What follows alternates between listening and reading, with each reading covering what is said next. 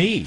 I'm an international organization that's part of the United Nations. I'm responsible for providing leadership on global health issues. My constitution was put into place on April 7th, 1948, which is now known as World Health Day.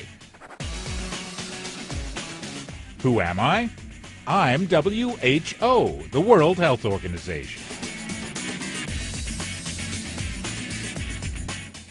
As part of its role in global health matters, the WHO is weighing in on an issue involving this substance called melamine.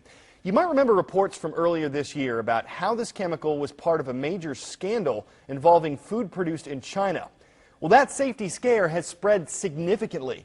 Tim Lister fills us in on the latest concerns being addressed in Hong Kong. Now it's eggs. Over the weekend, officials in Hong Kong announced that nearly double the legal level of melamine had been found in eggs imported from northeast China. They believe the melamine, a chemical often used to make plastics, had been in contaminated feed given to chickens. Hong Kong authorities have now expanded checks to include farmed fish and pork imported from other parts of China. Nearly 4,000 children in China are still sick, and 4 babies have died because of milk and milk powder tainted with melamine.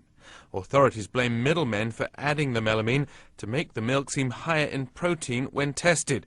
Thousands of tons of milk powder have been destroyed in a very public effort to reassure consumers. And the Chinese leadership says it's looking at ways to improve food safety standards, including a new law. Food is a continuous process that begins in the fields and ends on your dinner table.